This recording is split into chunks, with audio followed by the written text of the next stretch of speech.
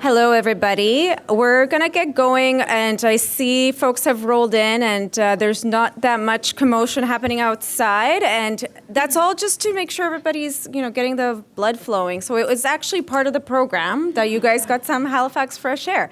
So welcome to a really exciting session. I'm going to be your moderator/presenter today, and so I want to catch us up because we are a little bit behind due to the unforeseen circumstances. So we're going to get moving into our session. We have 3 presentations today, and I see come on in. We're just getting going. We're going to be chatting about governance. We're going to be chatting about the role of municipalities and the role of systems planner organizations. So if that doesn't sound like anything you're into, this is a really good time to sneak out. But it doesn't seem that that's an issue, so welcome. We're going to be starting with the team out of Edmonton. You're going to be hearing quite a bit from Edmonton this whole conference. I think they have 11 presentations, so if you haven't been in an Edmonton presentation, you will by the end of the conference. In the meantime, though, I would like to introduce you guys to Liam from Homeward Trust, Rachel Putt and Rebecca Vischer from the City of Edmonton. So these are the lovely ladies to my right. They're going to be kicking us off with their presentation on governance. And then we're going to jump into myself, yours truly, and Susan McGee from Homeward Trust. Lucky for Susan, I'm going to be keeping us on track at the same time as speaking. So I'm not sure how that's going to work out, but we'll see. We're double dutying it today. And then I will just, keep talking and get into the conversation with City of Penticton and Jamie's from the City of Penticton, and we'll be talking to you about municipalities' roles. So excuse me for being kind of all over the place, and I will say, with having been with Help Seeker Technologies, we get to work across the country, and it's an absolute pleasure to be here and be able to moderate/present at this session. If you heard too much from me, then I apologize. I did not make the schedule. So without further ado, I will kick it over to the City of Edmonton colleagues, and will do my best to keep you guys on track as well. And you'll return the favor when I'm up. Yes. Okay, wonderful. Thank you. Thank you. Are these mics on? Yeah, these work? Everybody can hear us? Okay, hi everybody. I am Liam Thompson. I am the deadliest member of the Attack-a-Coop Cree Nation. And I am joined here by, and so I work for Homeward Trust, Edmonton. I reside in Miskatchewa-Skagit, Edmonton, Alberta. And I'm joined here by my lovely colleagues at the city, Rebecca Vischer to my left, and then Rachel Putt as well. So I'm going to start us off with a quick land acknowledgement. Homeward Trust and the City of Edmonton respectfully acknowledge that the land that we've traveled from, Treaty 6 territory, the traditional and ancestral lands of many First Nations people, Métis and Inuit. We acknowledge the diverse Indigenous peoples this land, including the Cree, Blackfoot, Dene, Iroquois, Anishinaabe, Saulteaux, Ojibwe, Nakota Sioux, Inuit, Métis, and many others whose footsteps have marked this land since time immemorial. Those whose stories, languages, and culture continue to thrive today. We also acknowledge that we're here on Mi'kmaq territory and the ancestral and territorial lands of the Mi'kmaq people. We acknowledge the unceded territory that many now call their home. So thank you for inviting us here. Before we actually get into the meat of the presentation, we're going to be talking about a lot of really exciting things and a lot of amazing things that we've been doing in Edmonton. But just recently we had 2 deaths in encampments. So I wanted to take a moment here in this room, just a moment of silence to respect and honor those folks who passed away very recently. So we can just take a quick moment.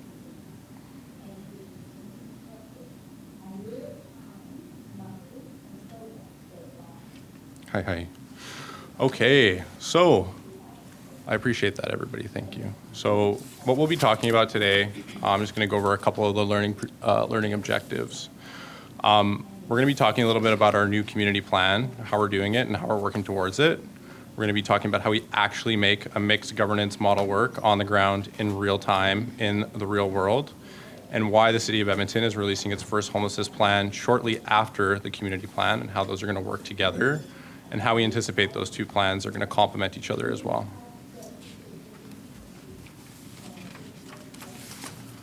So Homeward Trust is committed to functional zero through housing-focused responses to homelessness. This includes coordinating amongst coordinated access partners, shelters, and outreach teams to ensure that individuals' experiences of homelessness are rare, brief, and non-recurring. And thanks to the leadership of Homeward Trust, the City of Edmonton has been publicly aligned in its commitment to functional zero since 2020, when our 40-year long-range city plan was approved by Edmonton City Council. The city plan has a clear target in it which states there is no chronic or episodic homelessness in Edmonton. Edmonton will take a functional zero approach to end homelessness by the time our population reaches 2 million people, which we anticipate will happen around 2060. So in order to understand how the City of Edmonton and Homeward Trust work together today, it's important to understand some of the history of investments in housing and the response to homelessness over time. Edmonton is a city of over 1 million people, growing in population by 8.3% since 2016.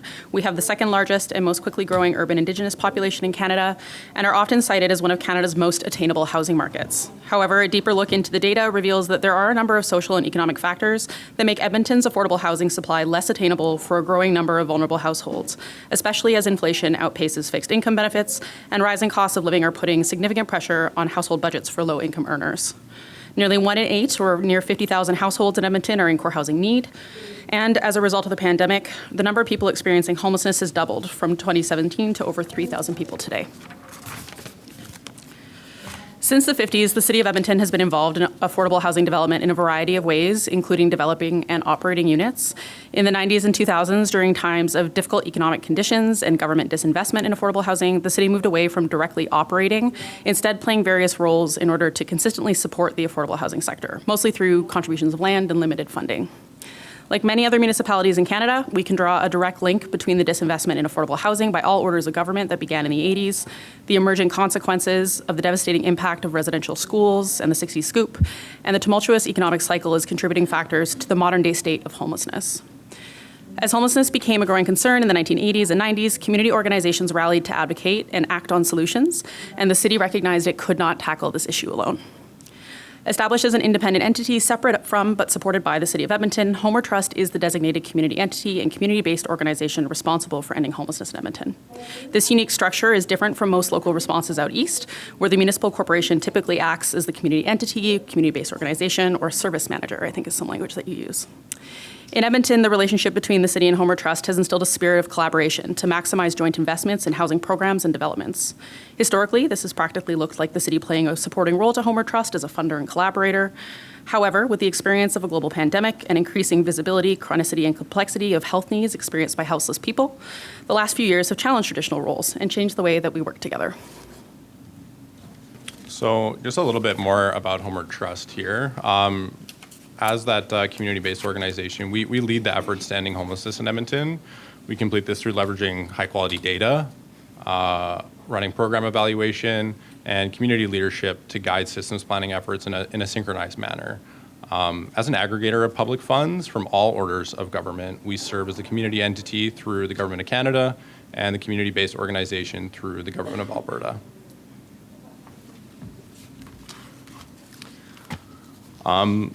I want to provide you with some history of Homeward Trust. While we have a really long history in Edmonton, I wanted to focus on some of the current events for the sake of this presentation. There's some key milestones in there that we'll discuss later in this presentation that I want you to focus on. The first one being Tip Pinawao and the Expo shelter response throughout COVID-19, our continued investment, but more recent investment in support of housing through the Rapid Housing Initiative funds and local coordination efforts. The sector emergency response during extreme weather events, and the currently being developed community plan to end homelessness, which we'll focus on near the end of the presentation. The city has historically focused the majority of its funding and efforts on the capital development of affordable housing through grant programs, land acquisition, and applications and permitting. However, similar to Homeward Trust since 2016, there have been some significant events that are challenging how we've traditionally worked. With the Progressive City Council keen to reduce the experiences of unsheltered homelessness, in 2018, the city was directed to revise our municipal response to encampments. We undertook initial research on this in partnership with Homeward Trust, which resulted in a new governance structure and way of working together that's designed to facilitate more direct links to housing. We continue to collaborate in this work with many other service partners, too many for me to name here, through research, continuous improvement, and prototyping different approaches. If you visited Edmonton, you also know that our winters are incredibly cold and can be fatal if you don't have shelter. Prior to 2019, the city would open select transit stations as emergency space in extreme weather conditions, and while the intent was good, transit infrastructure is obviously not an appropriate solution for folks with complex needs. And so we developed an extreme weather policy for vulnerable people that formalized the city's role in this space and prompted the activation of a temporary emergency shelter in a recreation center right before the COVID-19 pandemic. And that shelter was staffed by a mix of city staff and supported by community agencies, which we were very grateful for. It was a first for us. And then finally, I would be remiss not to mention that the City of Edmonton, despite not being a funder or regulator of shelter, developed the City of Edmonton Minimum Emergency Shelter Standard. This document was established as an aspirational tool to encourage adoption of low-barrier, responsive, and housing-focused shelter practices. Ultimately, the point I'm trying to make is that in recent years, the City of Edmonton is facing similar pressures to other cities across Canada as it relates to improving our local responses to homelessness and expanding the scope and budget of our work. And of course, we can't talk about the growing needs in our community without spending some time reflecting on the impact of the COVID-19 pandemic. So like many municipalities in Canada, the city further expanded its role during that time to coordinate and fund essential services. And thankfully, many of those life-saving services have been maintained even after the pandemic. So this slide up there is a timeline of some of the key services the city was able to provide funding and support for between spring 2020 and fall 2022. They include 24/7 temporary shelters, the largest of which was called Tipinawow, in a building very similar to this building, the Edmonton Convention Center. We funded expansions of day shelter services and their hours of operation, mobile drug poisoning response in our downtown and Chinatown, increased access to public washrooms and water, and formed multidisciplinary teams like our community outreach transit team. It's important to note that all of the services on this slide are new for the City of Edmonton, except for street outreach, which our council funded in 2011. These services and commitments from City Council resulted in a substantial increase to the City of Edmonton's affordable housing and homelessness section, which is where Rachel and I work. It grew from under $2 million in 2019 to roughly $17 million in 2022. These expenses do not include the corporate-wide and interdisciplinary costs like the multidisciplinary outreach team that we talked about and encampment cleanup and other costs. So as a result of changes to the sector, some of which we've talked about, the lines between who's doing what have blurred somewhat. However, through the work in turbulent times, we've also achieved some hugely successful outcomes that we can learn from. For example, during the pandemic, Edmonton introduced bridge housing options into the continuum of care, an effort that could not have been achieved without the collaboration of our two organizations and a number of service providers. Sorry, I lost my spot. Additionally, amidst the emergency, and this is very important actually, amidst the emergency response, both the city and Homeward Trust were successful in rapid housing initiative applications for approximately 644 units of supportive housing since 2017. And that's significant because it's more than double what was built in the 10 years prior to the publication of the 2017 plan. So, building on some of those more permanent housing solutions that Rachel was talking about, there's still a need for coordinated approaches to ensure the safety of individuals experiencing homelessness in our city. Like we talked about, Edmonton experiences extreme weather events ranging from -40 to -50 in the winter to extreme heat in the summer, and now more ever-present wildfires which pose major health risk concerns due to smoke inhalation. To ensure that folks have a means to shelter from these conditions, Homeward Trust coordinates the sector emergency response, which is a partnership between Homeward Trust, the City of Edmonton, the Government of Alberta, and more than 25 system and partner agencies working together to keep our vulnerable citizens safe in a coordinated approach to share timely information and resources. We have a WhatsApp group ensuring that folks are able to be transitioned from shelter and do warm handoffs so that hopefully nobody gets left out in the cold. Where the Government of Alberta funds shelter operations and Homeward Trust convenes community, the City of Edmonton triggers extreme weather responses based on indicators such as extended periods of extreme cold or poor air quality. This includes increased transportation options throughout the night, like I said, ensuring that people are able to access shelter, and the opening of city facilities to ensure that those folks are able to shelter from those extreme events. This was something that we had improved on throughout the years. We had used LRT stations, subway stations in the past, which was obviously not fit for people to stay there. We moved into a city facility known as Commonwealth, but we've continued to improve this and allowed for us to just make sure that people are able to stay in places that are safe for them. Through some of that work, that systems planning learnings through the sector emergency response, it also allowed us to quickly respond to the COVID-19 pandemic. Homer Trust, the City of Edmonton, and our community partners were able to rally and open a shelter hub and isolation facility at the Edmonton Expo Center, which saw over 5,500 unique visitors throughout COVID. This facility included health and housing services as well. So we've done some amazing, tangible work together through this shared approach. But how we navigate through these projects and this mixed governance model is foundational to our work. None of us in this room are strangers to partnerships or collaborations, I'm guessing. So we all know that it's hard. Our latest project involving the shared approach you see on the screen is a new community plan to end homelessness, which was jointly established by both of our organizations and captured in a project charter. Rachel, Liam, and I are very lucky in our respective organizations to have honest and vulnerable leaders. One of them is on the end of the table there. And they have set an amazing example for us in the working group of the community plan to have safe disagreements and tough conversations about accountability. There is a humility in our approach where it's okay not to know, and it's right to check in with each other and make sure we aren't stepping on each other's toes. There's an openness between our organizations to ask for and receive support from each other. At the end of the day, it has been a real benefit to have each other to lean on during the pandemic emergency environment, but also through the emergencies and crises that continue to arise. So while all this governance work is great, Edmonton does face some really unique challenges. And specifically coming out of COVID more recently, we're seeing increased encampments, we're seeing increased unsheltered homelessness, policy changes such as the Alberta drug policy and how that influences harm reduction in drug treatment, changes the way that services are delivered. Housing First as an intervention is not just being challenged locally, but internationally as well in places such as San Francisco and New York. COVID-19 affected housing supply, affordability, and then the intersections of houselessness, healthcare, and the criminal justice system were more ever-present. Discharges into homelessness from those correction facilities increased greatly throughout the pandemic, and that's something that we're hoping to work on throughout this community plan.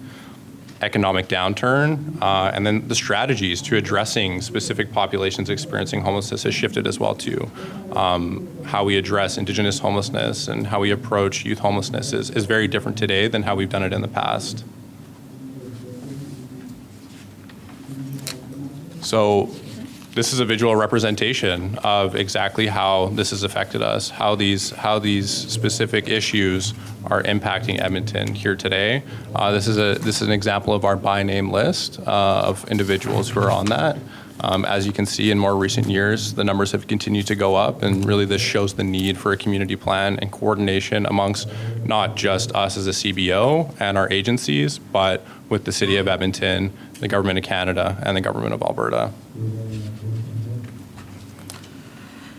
In addition to all of these pressures, in 2022, the city's response to homelessness was reviewed by the city auditor, whose findings identified that the rapid growth of the city's role needed to be defined in a corporate plan that outlines a budget, accountabilities, and actions. This is yet another driver for a refreshed community plan. The forthcoming corporate plan needs to outline the City of Edmonton, our municipalities' core commitments and accountabilities within the broader homeless serving sector and continuum of care. Beyond identifying the city's role in the supporting work along the housing continuum, the corporate homelessness plan will need to catalog and evaluate existing and emerging homelessness initiatives, which we gathered through internal engagement with city staff across multiple departments of the city to ensure that our work is aligned with best practices for responding to unsafe situations. This includes keeping people safe when considering rising fatality rates linked to the drug poisoning crisis and exposure to the elements. Ultimately, it's our hope that this plan will bring proactive focus to how the city can support the work of the whole sector while still meeting our obligations to safely steward the delivery of public services for all Edmontonians. My favorite slides. Okay, so I think it's important for us to discuss about how we're actually doing this plan and what makes it special. Everybody has plans to end homelessness within their cities, I'm sure, but what makes this different? And I think it's the way that we're doing this. So the foundation of this project is rooted in Indigenous ways of knowing and being. Guided by our partners, we started this work in ceremony. We raised the pipe together. Historically, pipe ceremonies were conducted between nations to open negotiations and start relationships in a good way. Today, we continue this ceremony between our partners to ensure that we remain truthful, respectful, and abide by the decisions and agreements that are made during our time in ceremony together. This ensures accountability and commitment to the work that we're taking on in partnership. It was a requirement for us that an Indigenous-led consultant firm was selected to lead engagement and to guide our process as well too. They're known as Pipikwan Petakwan. Pipikwan Petakwan developed an engagement strategy that utilized Kiogewin, which is the visiting way. It's a term that was gifted to Indigenous scholar Dr. Janice Cindy Gaudet when conducting research with the Ushmego people living in Moose Cree, First Nations, Swampy Cree. This approach takes into consideration the importance of conversation and connection and acknowledges the important way these connections manifest the outcomes of the work. Visiting is a way of being accountable to the relationship, which can look like maintaining it through frequent visits, listening as much, if not more, than you're speaking, and prioritizing the relationship over the outcomes of each partner. We often stray away from this approach when there are political influences, funding demands, and other external influences that make the relationship second to the outcomes. I'm watching our time down, and I'm going to jump to the last slide, Liam. You're going to jump to it? Okay, great. Yeah. So That's fine. we'll fill you in on the details. Hopefully we can share the information with you later. But jumping to our last slide, I really just want to focus on what you can expect next if you're staying tuned to Edmonton and the work that we're doing there. We need to bring this plan back to community. It involves presenting to the Edmonton City Council, receiving their support, engaging Homer Trust advisory boards, committees, and developing an accountability framework that we hope can become public and be regularly updated on a community plan website. Developing a sustainable governance model can involve intentional use of an accountability framework to keep the community and members of the sector engaged. Ever since the first Alberta plan was released, we have called for better integration of public systems, and we anticipate that this will be another action in this next community plan. Corrections, health. In light of regional data, which shows a higher rate of homelessness in the health and justice systems, we think a sustainable and influential governance model will include those sectors, and this is why it was so important to have those service providers sessions that we held last week. So we had a bunch of engagements, and they were amazing, and they're going to inform how we do this work. Along with lived experience engagement too, which we skipped over really quickly, but I think that's really important to mention as well too. Doing this work means that we keep delivering housing first, both the philosophy that housing is a human right and in our program delivery. We keep striving towards functional zero as a cohesive system, and we keep working towards the goal of developing more housing along the entire continuum from transitional to supportive to below market affordable housing. We implement the things we've learned from lived experience, and we check in that we're doing this work in a good way. Thank you.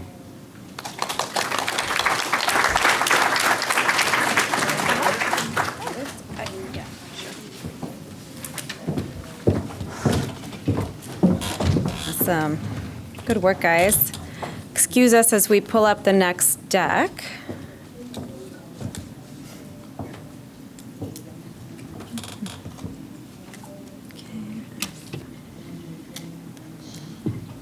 Do you know how to? It's like not showing up. Do we have a tech guy? How did you guys go? There was a menu.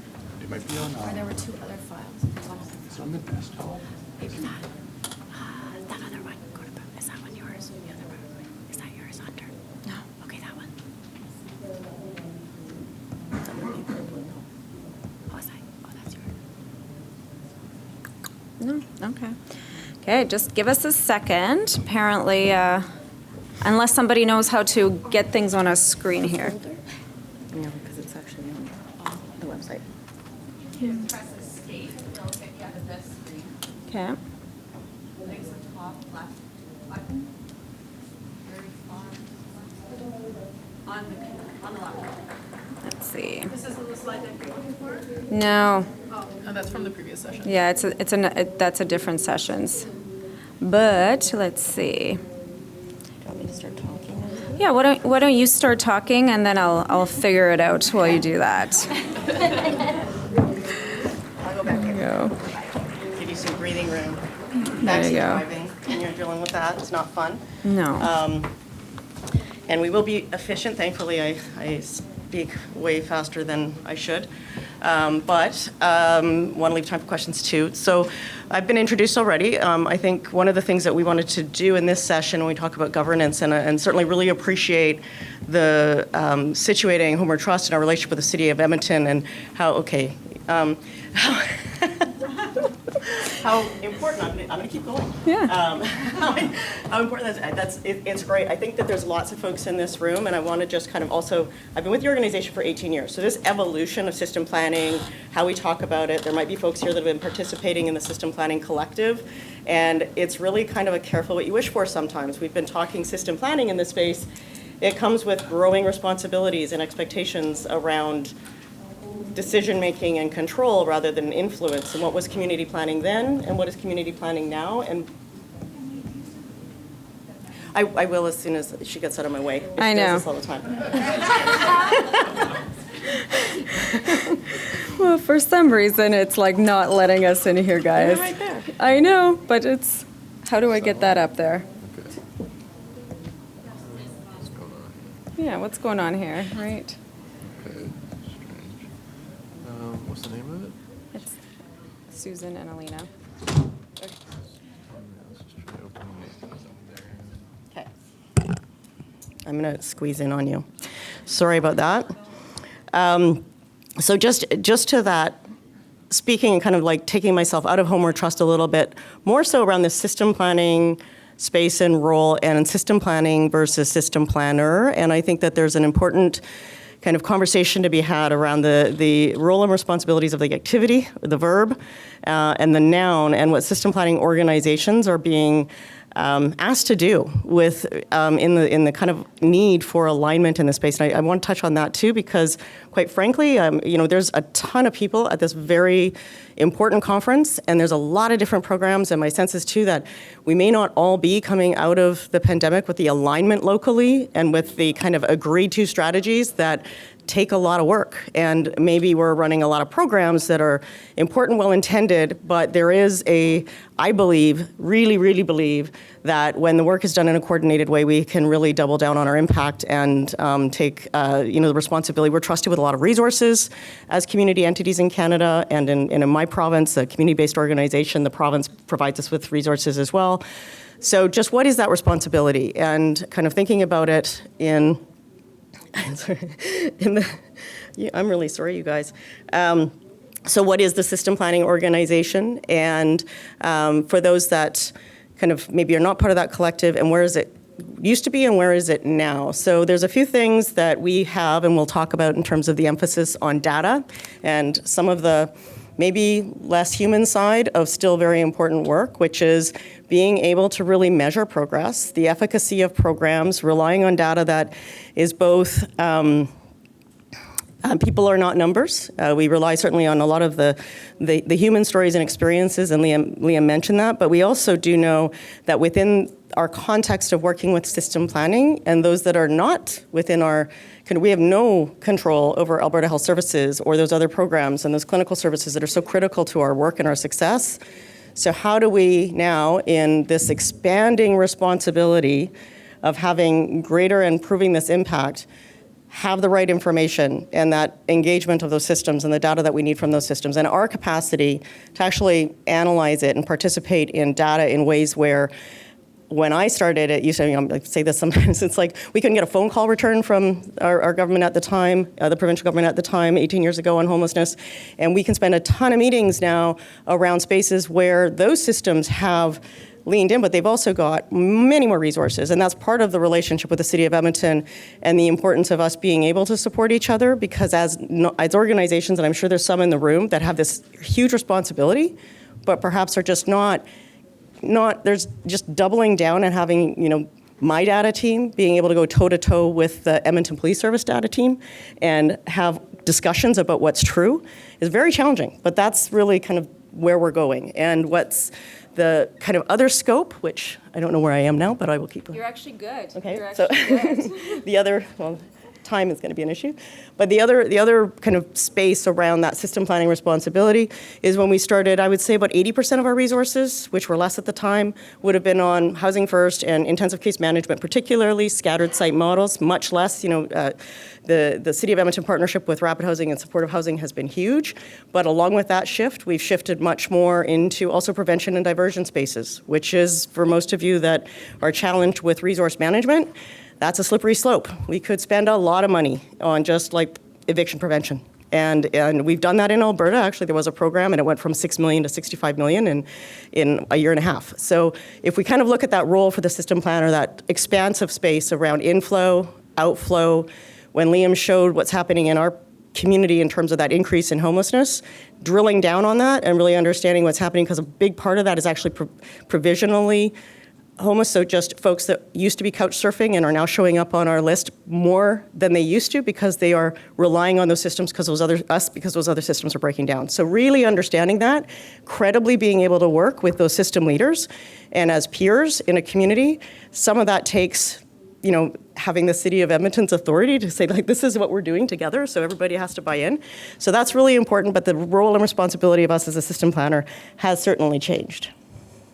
And that's it. So on this concept of complex social challenges, and I mentioned a little bit about my introduction that we've been the tech and data partner with Homeward Trust as help seeker.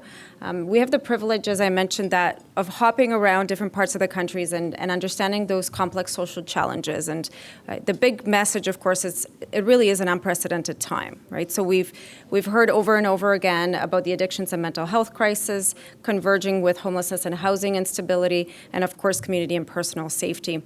And the way this all manifests on the ground is obviously all the topics that are top of mind today: encampments, the complexity and long-term implications of mental health and addictions crisis, and then these new actors that are emerging. So there's much more, I would say, in a way, a crowded space when it comes to systems planning. It's not the job of only one entity anymore because there's pop-up systems planner organizations emergent. So for instance, police becoming a key player in systems planning, which wasn't the case before. It's actually really tough to get police at some of our coordinated access tables in the past. Now they want to run the situation tables. I'm not sure how many of you guys are kind of in that space, right? You're all nodding, you know what I'm talking about. So that adds to the complexity of systems planning work. It's not just us, in some ways, inventing the term and then bringing people into it. Actually, we now have to straddle these lines of multiple systems plan organizations that are all reaching in social issues that are actually all entwined. So, of course, we're stepping on top of each other in the process. These COVID aftershocks across systems and these legitimacy bottlenecks that we're starting to see in the community make the work of the SPO, the Systems Planner Organization, much more difficult, much more political than in the past as well. So the way I want to think about this and just future casting this into the next decade, if you will, Susan said I'm way too negative in my analysis, and I said, that's not true. I said I'm a very positive person. And she's like, you listed 20 bad things that are going to happen in the next decade, and I said, well, then we know how to prepare. And she's like, okay, well then divvy them up into positive and negative. So I'm like, okay, cool, that's fair. But one of the things, staring at data all day, which is my job, is looking at some of these threats. And looking at what are some of the opportunities to kind of counter the threats earlier on. And in some ways, what we're experiencing today, I mean, you can look at the papers from 10 years ago. This is not unprecedented. It's been called up. This is not a surprise, right? So we said, if we don't put in supportive housing at this rate, if we don't start focusing on chronicity and high acuity populations at this rate, this is what's going to happen. Well, it's happened, right? So none of this is a shocker, but with that foresight, let's try not to do that again. But let's also start thinking about what we might anticipate so that we can build that infrastructure today. So the things that I wanted to put up on the board is this concept of urban shadow cities. And again, moving between Canada and the US, because we're starting to do some work on data in the US, you see some of the foreshadowing of what's called the urban shadow city or shadow populations, informal populations that were really the purview of the so-called third world that are now really kind of a matter of day-to-day in the urban experience of our developed, right, global cities as well. So these urban shadow cities, the mental and brain health, so the constant resuscitation of folks that are going through that the fentanyl overdoses and what that does to the brain over time. What is the senior population of tomorrow given these types of contexts? And then the polysubstance, the new novel psychoactive substances that we've never had before circulating through our bodies, through the bodies of vulnerable populations. What's that going to do in the long run? So what are we doing today to prepare for that in the context of continuing data deserts? We've never had so much data.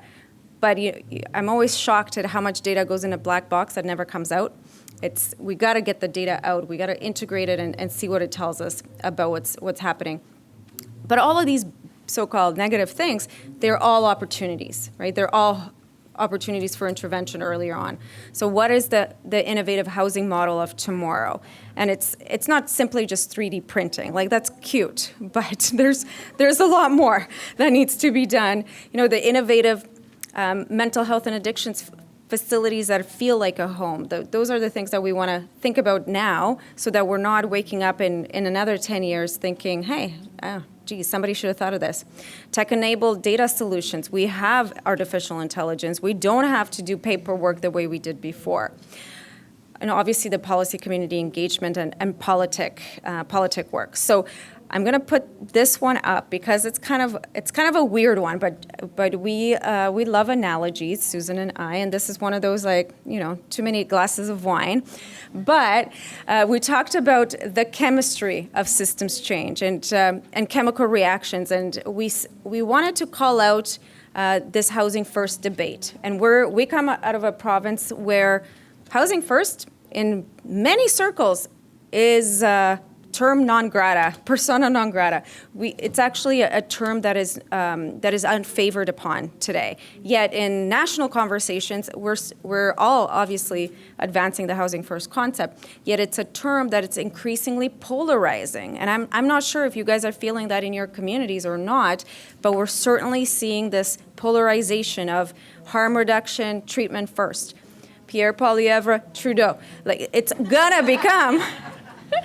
It's gonna be an issue, you guys, and it's coming. So what are we doing to get ready for our messaging for it? How can we coexist? How can treatment and detox and mental health supports and housing first? Why is this not a continuum of care? Why does it have to be a binary, right? But we have to start talking and strategizing around that because it's happening. So we talked about this concept of reactance, right? So housing first, and how it's being perceived as unconditional, housing with no conditions. You can do whatever you want. There's no rules. It's like this wild, wild west concept. And societal concern. So it's being juxtaposed against this concept of safety and responsibility. And how this reaction it's actually creating worse challenges. Now, I would say, these so-called negative reactions can actually produce positive outcomes too, right? The way that we're putting some of these elements together can absolutely create that balanced, effective approach to housing as well. But if we're not kind of breaking down the issue into these component parts and starting to put together our kind of our, not necessarily our arguments, but what is this new future where we need to acknowledge that there are safety concerns in community. There are people who passed away in encampments due to fires. So what is that balanced approach need to look like? And obviously managing that in a very loaded political context. So I don't know if you wanted to jump on that metaphor on chemistry there, Susan. I failed my chemistry, so I'm a social scientist. So yeah, I'll say, but my analogy was a little different. If you just think acids and bases, they're both toxic, right? So when you're on the extremes and you put them together, you get water and some salt. So it's really like also an analogy for just that polarization is actually really can be harmful on both extremes. And we feel very much within our communities that we have to counter that other polarization with an equally polarized kind of position. And if you're right in the middle and you're seeking that kind of compromise, we'll get nothing done. And that would be that neutral. But I do think that there's being comfortable with being uncomfortable and that tension and the leadership roles that all of you have in your community and being able to work in that space is going, I think, going forward, and it is today, going to take, again, like being shored up with some sophisticated work around what that long game for a system planning organization is. So I'll skip a bit around my 2 slides and conclude because I do think, Alina's covered a lot about the challenges, the opportunities, and I just want to really focus on why does this matter to us and this work across Canada, because that, I'm reflecting a lot on just what a difference it made in our community to be intentional and have a plan and have alignment and strategies around that plan. And we saw within the pandemic that we could even have more, that we could create more alignment with those Alberta Health Services and others. But that's waned. I mean, it gets easy to retract. It gets easier to kind of get into our own plans. And now we might have, and we look, at all the different things happening, the risk of chaos. So just that value proposition of what reaching home when it says you're a community entity, you have a community plan, we're going to hold you responsible for that. I embrace that because I think that becomes the conversation that drives a lot of other conversations. And it can be easy to think, oh, it's a bureaucratic burden, but I embrace it. And I think when we look at that long game and organizations that, within the city of Edmonton, we've also had, I've with the province, I think I've had like 7 ministers. Things come and go, and building relationships within those institutions of government is a long game, and it really takes that investment in relationships, and that's why I think that continuity of that system planner, community entity, community-based organization. I often say you can call us anything you want as long as you give us money, but that's like that is really a very important part of our value. A lot of what Alina's been doing with us is it is emergent. We spent a lot of time recently on cleaning our data, using kind of technology and analytics in ways that ultimately, and it's not a today thing, but it's a very short-term goal to have much more self-serviced access to data with the agencies that we work with so that they can kind of get, rather than we generate a lot of reports, and with all of the fabulous interest that our awesome city council has in this issue, it also means that, in my career, I would go to council maybe once a year up until about 6 years ago. Now, homelessness is on the agenda every month, pretty much, like every meeting. So that also means like getting Googled about how many people did you house last week? And are they still housed? And, and kind of containing and starting to let's be more intentional about that, because that's an environment that gets really difficult it's Chicken Little planning. It's like, what was a crisis last week? What was it? So being able to do that and work with the city on that is a really big part of kind of where we're going. And you'll get the slides so you can go through the list. I just don't want to take anybody else's time. I'm going to skip ahead to that, and then that is you. Okay. The big concept with the stuff she skipped over is that this is all generated by artificial intelligence. So that's the cool part, is how do we make our life easier with technology? Because, we are getting bombarded with all this request for data, report. Well, how can we actually ramp up the human capability to keep up with that level of constant production of information and data so that we can actually meet the demands of the systems planner organization.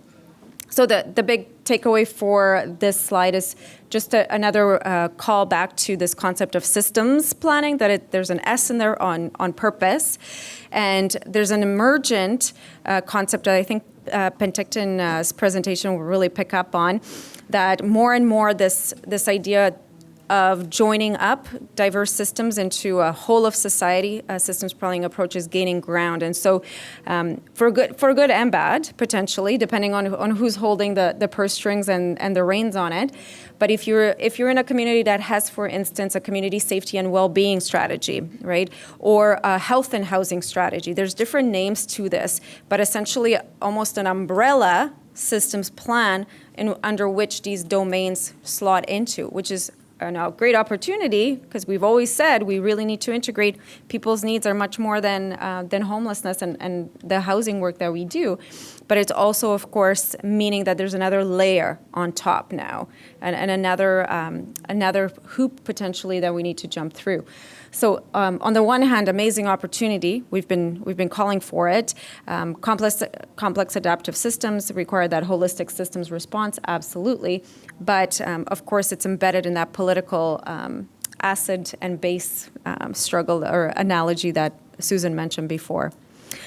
How would we start, and where did we start in Edmonton's work? And this is, again, tying it back to a case study in terms of Edmonton's approach, but it's that systems planning framework. So actually having a play-by-play, here's what these elements of a system are, here's our role within that, and here's everybody else's role within it too, at a relatively specific kind of level of detail as well. And I can't tell you how hard it is to actually classify programs. I mean, we've spent way too much time talking about that, and I think it's a living struggle for sure. But a systems planning framework can give you that shared understanding. It gives you that objective and strategy around service coordination, collaboration with diverse stakeholders, and a piece of work that everybody can at least see themselves in and begin those conversations. So if you're wondering where to start, I think Susan McGee's going to give everybody her cell number, and you can get this off of her just to give you some ideas of maybe what that first step might be if you're taking this on. And that's it for us. And I think we actually ended up on time despite our tech issues. So there you go.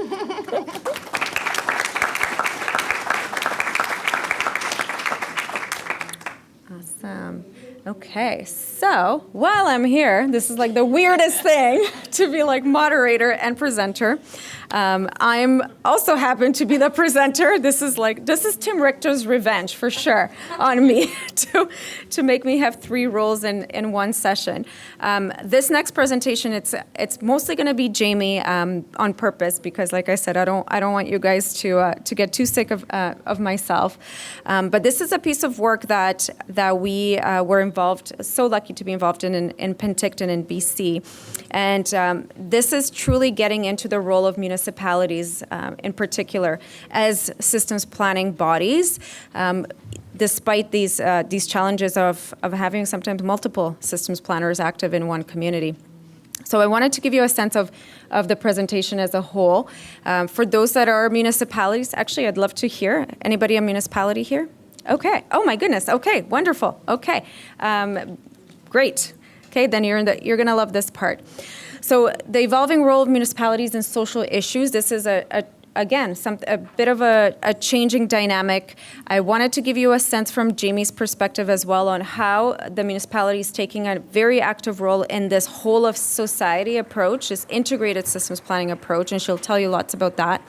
And then we'll give you some sense of how they've been actually practicing this, because they don't actually have a mandate per se in terms of social challenges, and they certainly don't have the budget to do it, right? So municipalities on average control about 1% to 2%, sometimes even less. I talked to a municipality yesterday that controlled 0.2% of the social safety net expenditures in their jurisdiction.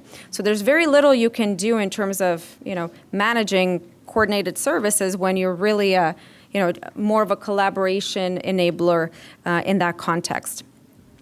A couple of things as well about the municipal role and key drivers of social impacts that are changing the role of municipalities as well. And again, I'm sure this will resonate. I'm curious if it does, of course.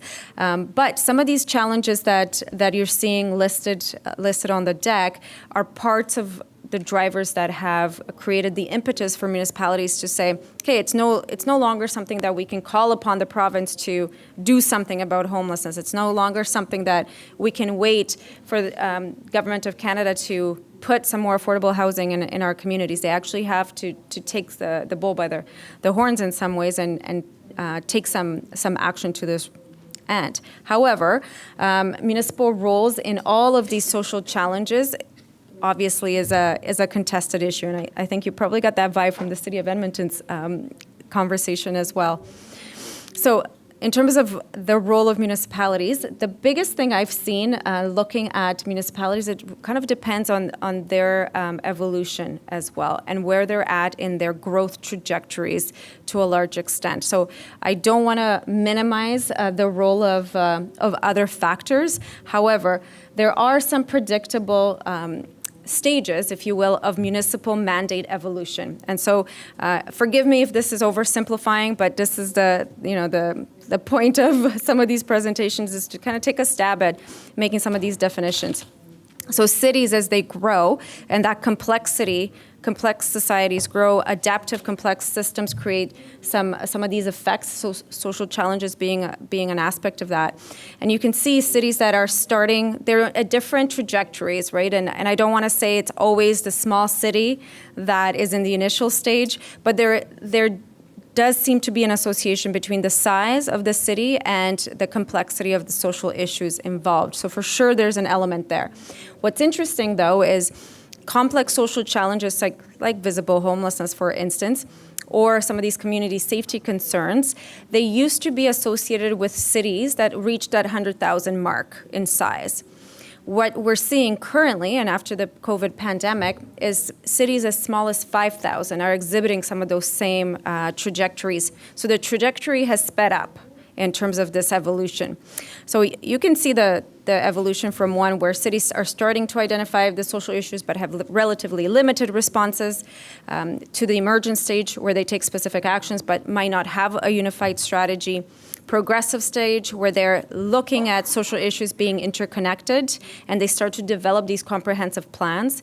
And when I say city, it doesn't always have to be the municipal plan to end homelessness. It could just be a broader community plan.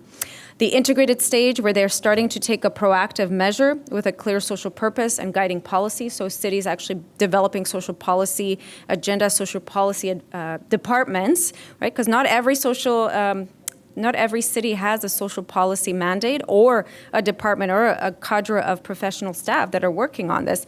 In fact, it's a very contested issue whether council is going to approve these positions as well. And actually becomes a very political, should we really spend the money? It's not even our job to deal with this.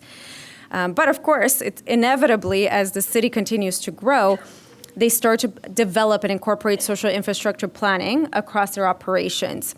Ideally across their operations. Sometimes it's interestingly stuck in, let's say, a rec department. I've seen that quite a bit. But and often over time, though, it becomes so obvious that it needs to be its own thing. It needs to be its own department. And the kind of last stage, that innovation stage where the city actually embraces social infrastructure planning as a core function of the municipality, and they almost supersede other departments where you actually, and I think you almost get this signal when the person who runs the social infrastructure department becomes the next city manager. It's almost one of those those kind of turning points in where that city's at. But truly starting to look at this from a proactive perspective, starting to forecast, okay, if we're going to be a 2 million person city by 2050, okay, what do we need to put in place now so that we don't have these challenges, knowing full well that a vibrant and economically thriving city is not one where we leave people behind in encampments at the same time. So people are starting to really understand that at that municipal level. Having said that, it's not all across the board. So how do we build that social infrastructure capacity and that planning capability as early as possible? And I think Jamie, when she presents, will take you through some of their work. But these have been my learnings from working with the Penticton community and truly understanding where the community is starting out from. So step one, who are the players? What are those assets, right? So asset mapping, social infrastructure mapping, actual definition. So when I say shelter and you say transitional housing, that makes a big difference. And we actually had this debate with City of Edmonton because you're like, are those 6 units PSH or are they TH? Like which is it? it's really hard to plan when you don't have common definitions, right? So it's obvious but critical. The service directory and navigation, so don't add more stuff to the system until you fully maximize access to it and transparency of what you have. Network analysis, identifying those nodes and key stakeholders that are moving policy. Journey mapping, understanding how people's pathways move and undulate through the system, where some of those blockers are. And population level analysis. So truly building a system to meet demand, not just for today, but forecasting into the future. So that's some of the learnings to ground the case study in Penticton. And from that, I'll hand it over to you for the rest of the time, Jamie.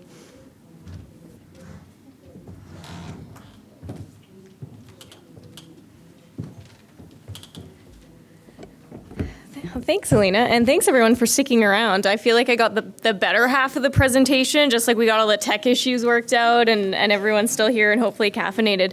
I want to share this. So I was laughing because as we were just coming in, I was chatting with Susan and Alina, and I was like, I'm up here with like City of Edmonton and Homeward Trust, like these huge municipalities that I've heard at previous CAH conferences, and I'm like, sleepy little Penticton's going to come and talk about what we're doing. But I actually think the other piece to that is to share with some of you some of the work I've done in the social development department and with the community.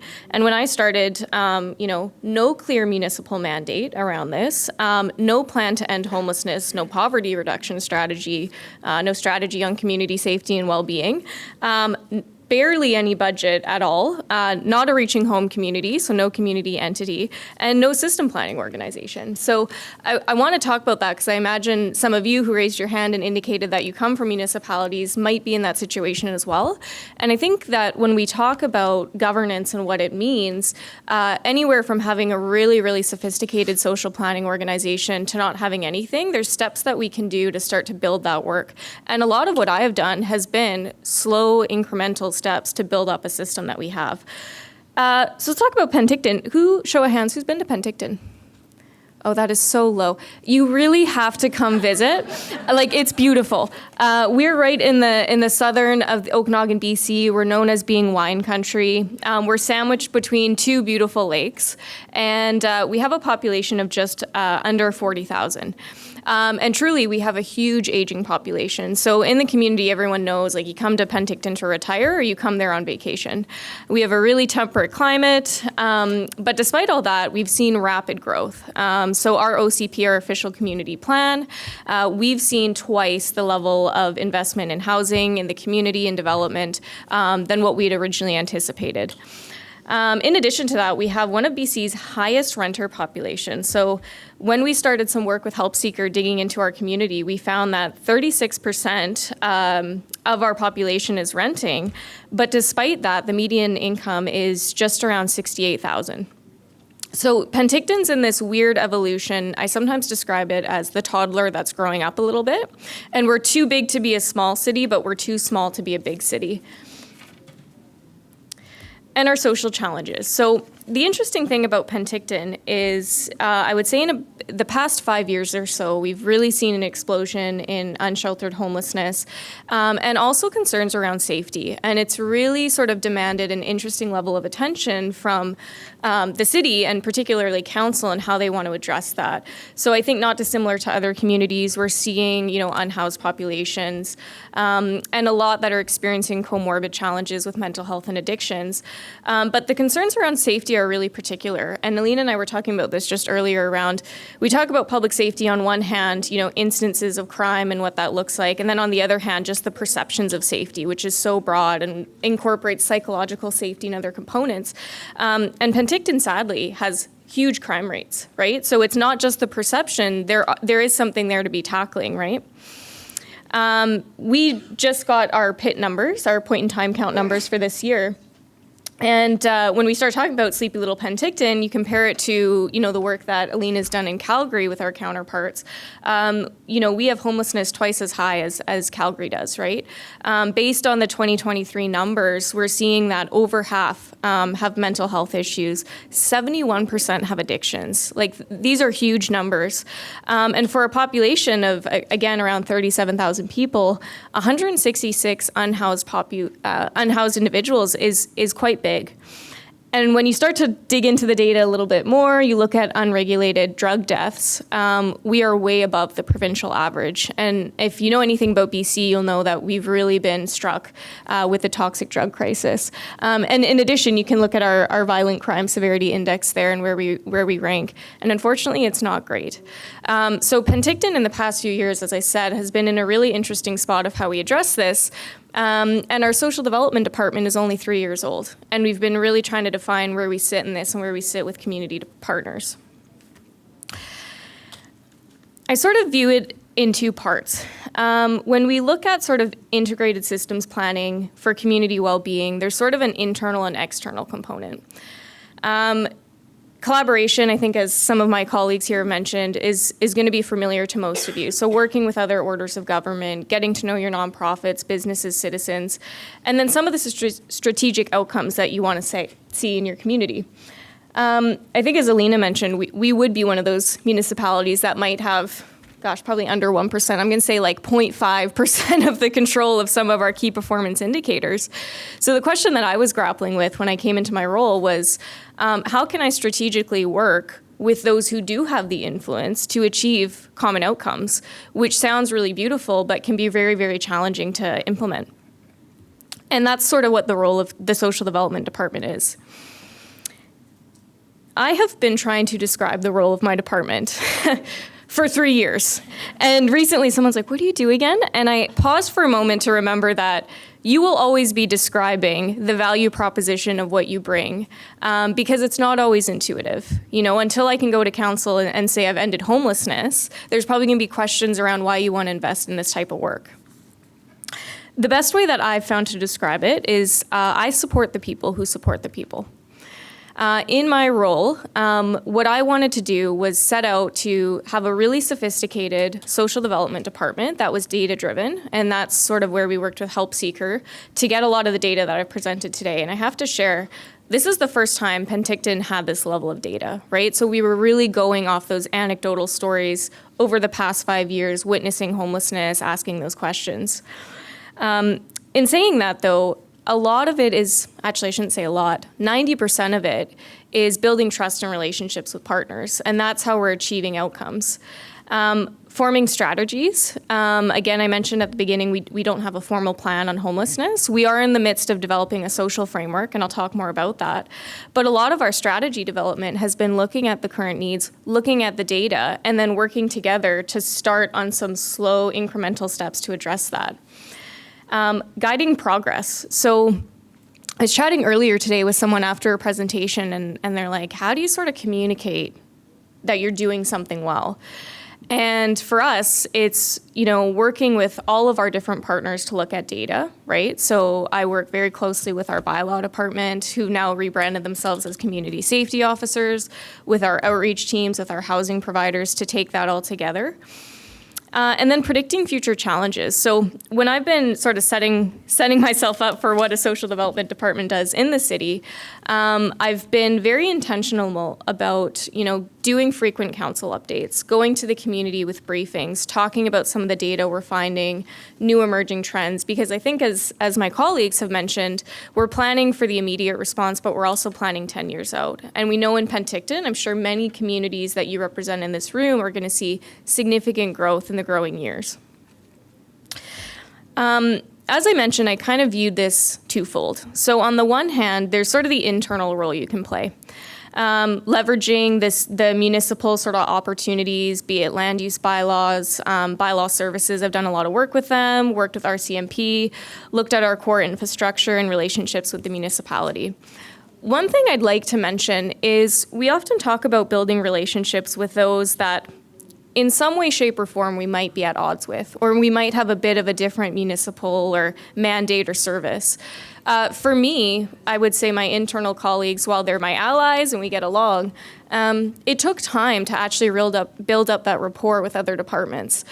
So I cannot emphasize enough, and whether you represent municipal government or a different level of government or service provision, to get to know your colleagues internally and where you can find opportunities to support them. I probably spent the first full year of my role just finding ways to get a quick win so people would remember, hey, we have a social development department. Maybe I should call Jamie next time I have this issue or want to talk about something. It can be as small as a coffee, and it can be as big as, supporting with a grant proposal. Those are things that are really going to put some pennies in the jar. But beyond that, it's also looking at the external relationships. I have to say I don't come from government. I spent about 10 years in the social services sector, so I came in with, I'll be honest, no clue what I was doing in local government, but doing my best. But the one thing I knew was valuable, having come from social services work, was knowing our nonprofit organizations and the social services sector who deliver the services.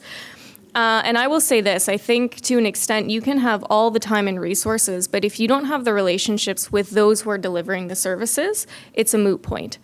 When we worked with Help Seeker, we did all of our asset mapping, and that was my question. What do we already have in the community? Where are we duplicating service? Where do we need to enhance things? We found that for a community as small as Penticton, we still have just under 300 organizations, which is huge. And before having a social development department, they were not represented anywhere in the city, right? So they're calling the rec department, they're calling our city planners, they're calling the mayor's office to talk about, what they're doing and try to get represented in the city. So it provided those organizations with a central contact to be their ambassador and to be their ally. And I do see that as my role. Internally, it is my job to support those who are delivering the services and make sure that they're represented at the city. We took it a bit beyond that, though, and we actually looked at mapping out the relationships. I'll say this, I'm very grateful that Penticton has a history of working collaboratively. When I came to the community and I saw the nonprofits who had EDs that were doing weekly coffee meetings, they were talking about what grants they were applying for, it was so refreshing to see that. And I wanted to explore that a little bit further. So we have very dense relationships, and we did this through some research, and it kind of exposed where we can also continue to work better. We mapped out our resources. We have them available online. This has been a huge resource, I want to say, for our internal departments just as much as our external. I can't tell you how many times I get called from the yards department saying we have an unhoused person, and I get the whole life story, and Jamie, where do I send them for help?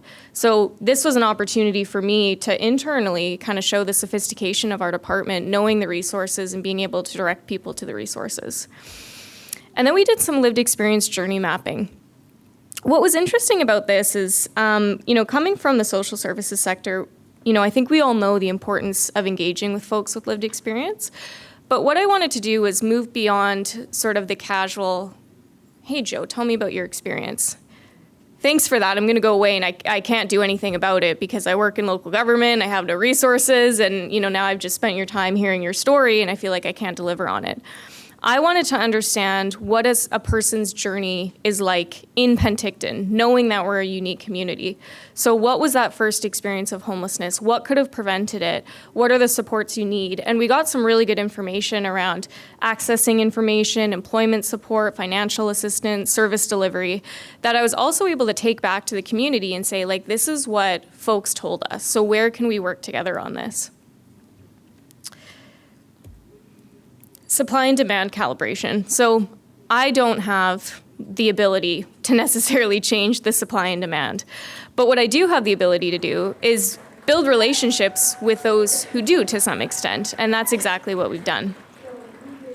I want to also highlight this. We're here at a conference on ending homelessness, but the scope of my department has really gone beyond just homelessness. We look at childcare, food security, poverty reduction, which coming into my role I was a little bit nervous about because I had spent so many years working in homelessness alone. But I think now more than ever, we know that these problems intersect. So more often than not, we're talking about people who are at risk of homelessness, who have children, who are struggling to find childcare, to address poverty concerns, and these things start to overlap. So now it's not just relationship building between me and one organization, it's all the nonprofit organizations and finding ways to bring those folks together as well.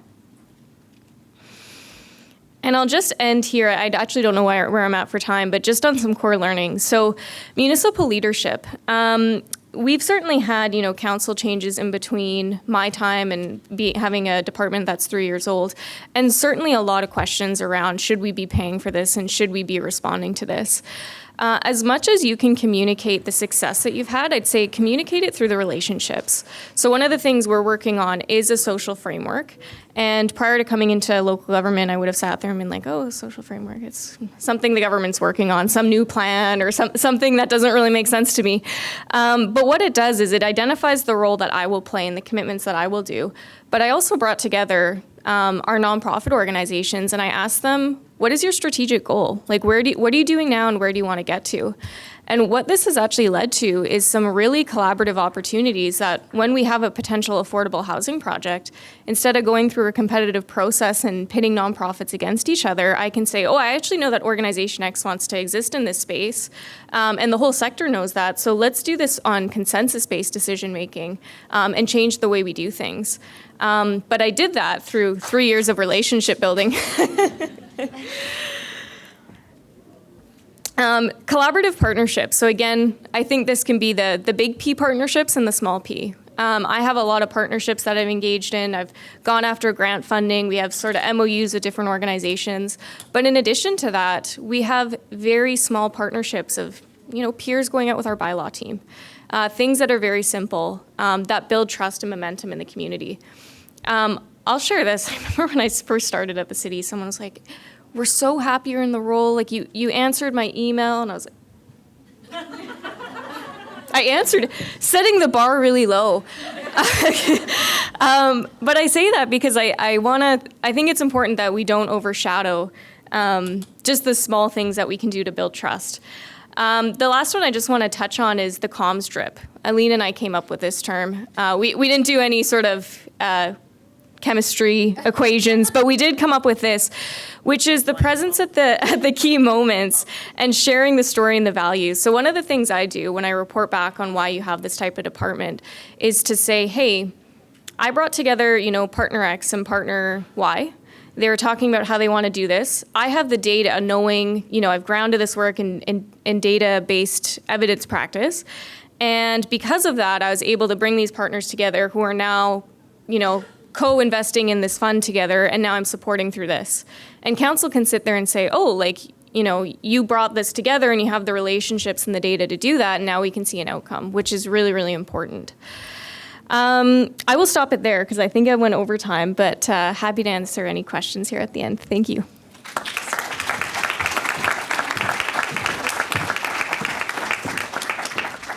Excellent. Okay, guys, would love to hear some questions. I think we have another 10 minutes or so because of the time changes that they made and the fire, the fire alarm. So if anybody has any immediate questions, there's a mic, or you can just shout. It's not a big room. Okay, we got a taker. Excellent. It's always my journey. Mics are always taller than me in every circumstance, and that's okay. I feel you.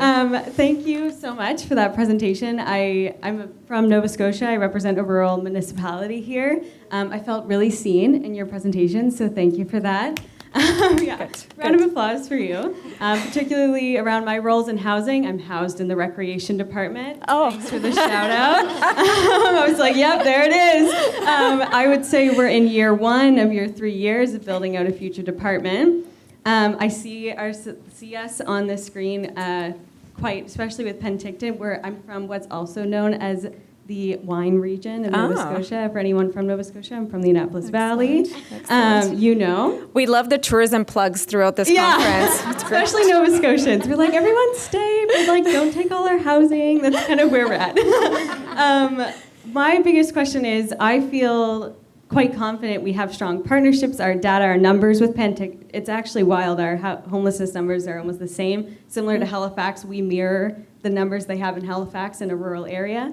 And what we're feeling as municipal staff, and I'm curious from both all the presentations' perspective, is between our council and, I feel worried saying this, hopefully I don't get in trouble in my job, that between municipal government and provincial, there's a bit of a hot potato on housing, even if we put the data, the stories, the emotion, the storytelling, whatever we put in front of them. As staff, we're yelling, we're ready to catch the potato. Just throw it to us, pass the motion, let's go. And we just get in this crux of, no, that's a provincial jurisdiction, and the province going, well, that's a municipal jurisdiction. So I'd love to just hear what was the thing that changed that from your perspective? We will take any advice at this stage. There you go.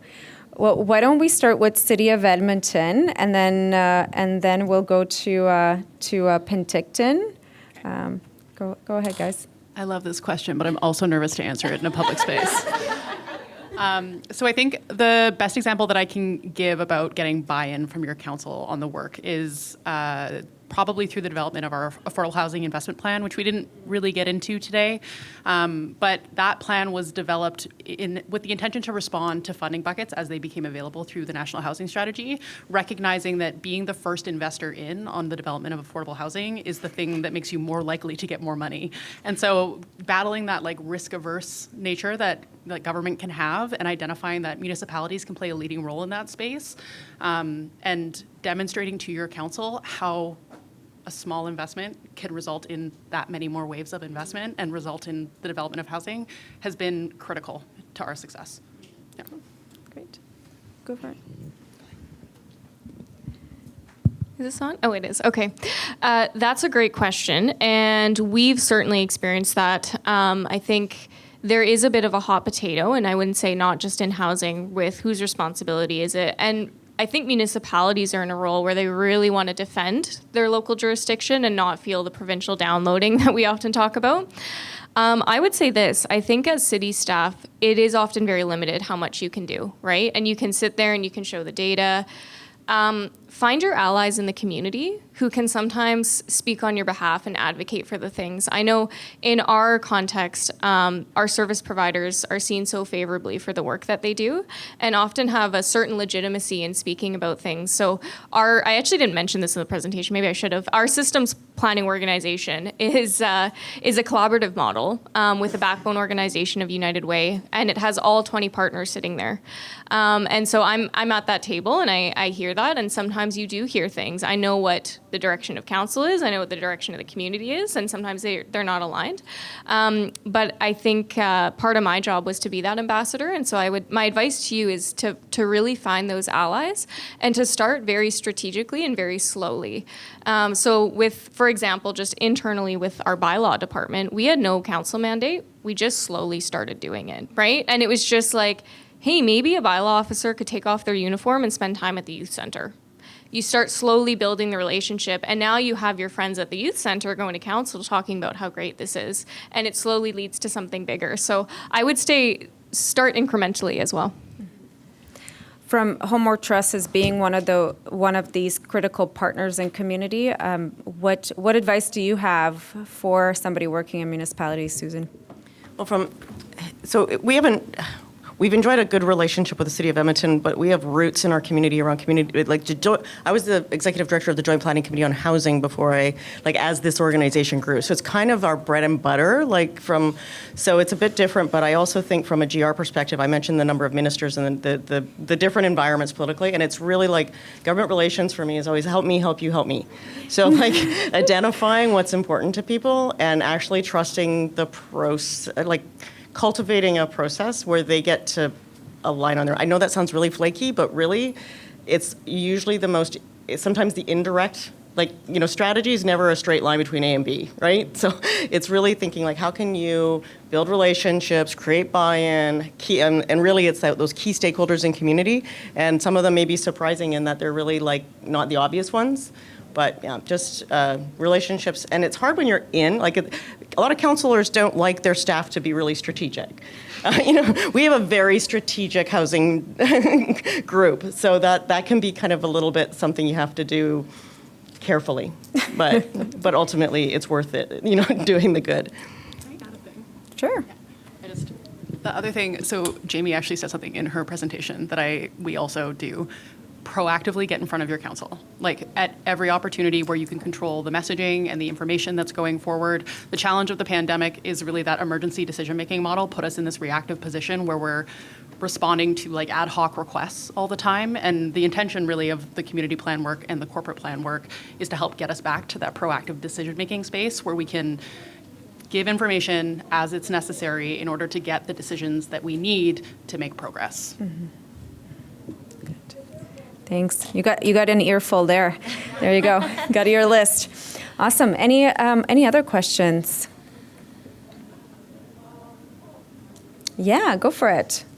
The Homeward Trust talked about, well, skipped over a slide or two maybe, about engaging individuals with lived experience.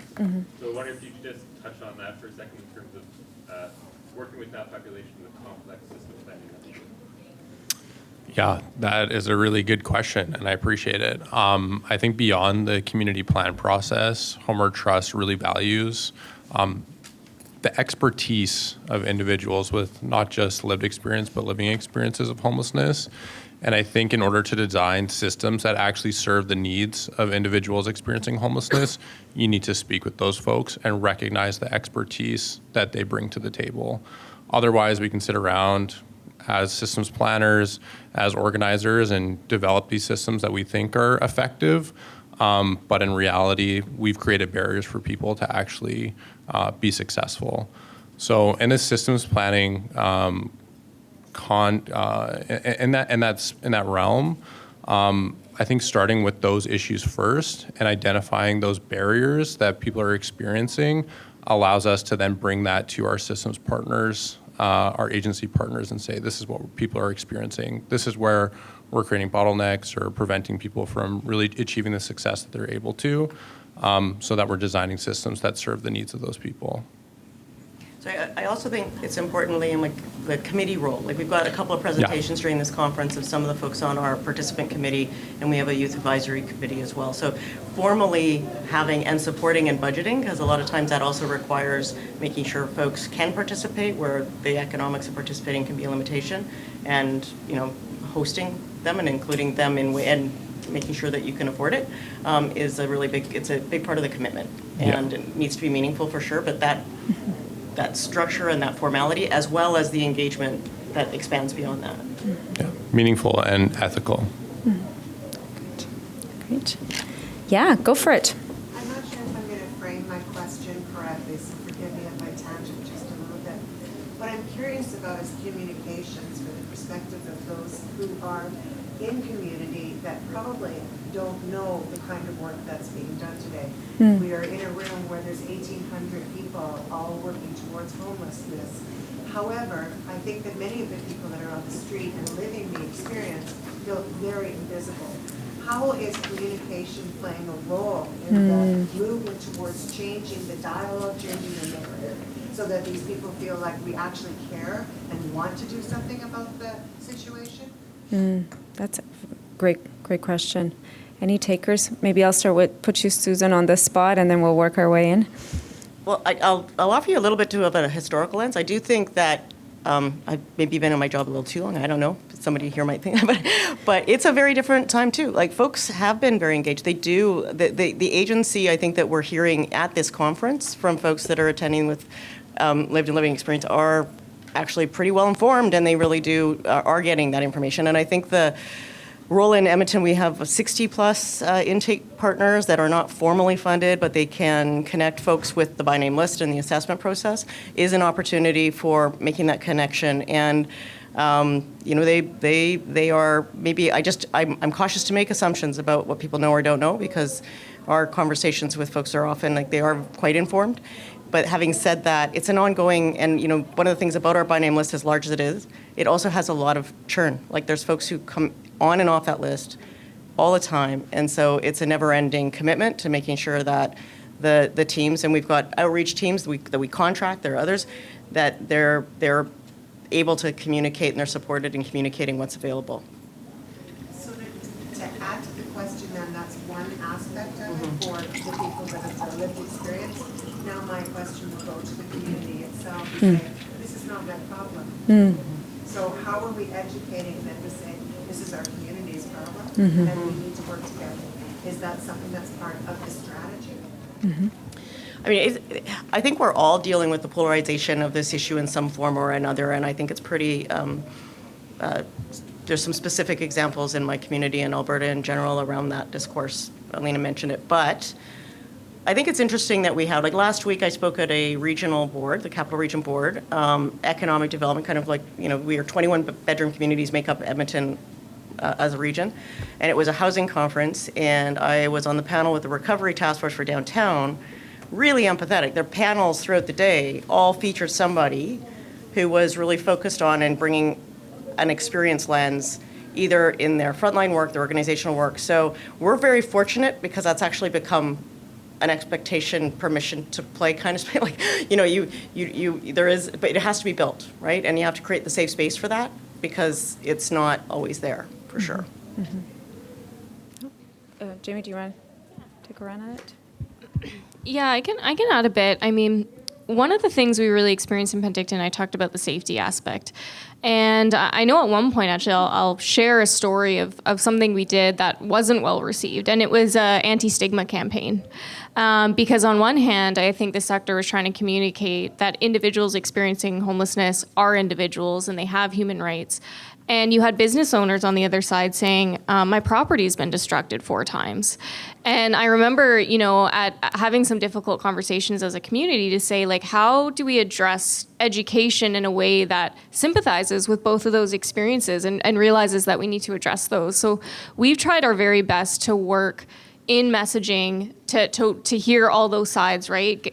Getting the service provider perspective, getting the lived experience perspective or the municipal perspective, and really getting ahead of communications. I do think communications is worth more than its weight of gold, and sharing the milestones as well, right? So I know our team did a day in the life of a CSO officer, and they went out and here's them, talking to somebody experiencing homelessness, and now they're with the public health authority, and now they're with a business owner, and it shares those different perspectives, but it shows the efforts that we're trying to do as really important. But again, I think for myself, I'm lucky coming from municipal government. We have a really great comms department, but always communicating those milestones because people will forget. So we've hit a milestone of, hey, we've submitted the grant application. We've hit the milestone of we've received the grant application and going out to the public, because I think there's so many things we do behind the scenes that aren't recognized. So I would say whether or not you're in local government or not, finding all those opportunities to share about the work you're doing with kind of that balanced perspective is really important. Great. Do you guys want to take a run at that? I think the other thing that I would offer is that depending on how big your organization or municipality is, you probably have a lot of frontline workers who are frequently interacting with the public and with community. And it's in the best interest of anyone who's looking to combat stigma and NIMBY to make sure that those people are positioned with the messaging that they can share with community instead of being like, well, I don't know what the city's doing about it. And that's certainly challenging the bigger your organization gets, but it's been a really important part of our strategy. We have neighborhood empowerment teams, which are essentially community building social workers that team up with peace officers and go into community to address safety things. And we, as a affordable housing and homelessness section, do our best to make sure that those folks, when they're speaking with neighbors and speaking with communities that feel that they have been impacted by the consequences of an action on homelessness, are able to communicate effectively to these neighborhoods, hey, this is actually what we're doing on this issue. We recognize it's really frustrating for you. Here are some things that we can do to help with your current situation. Here's how you can advocate to your city council, your provincial government, your federal government to make change. Okay.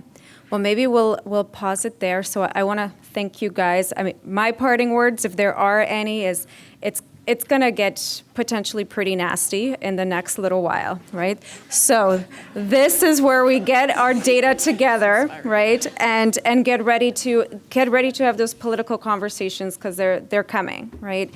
And so this is where we get our house in order for potentially tough times ahead. And I think you got a glimpse of what those potential messaging and strategies might look like. At the end of the day, good work is good work. And I encourage you to continue that. So thank you, everybody, and thanks for joining us today. Bye.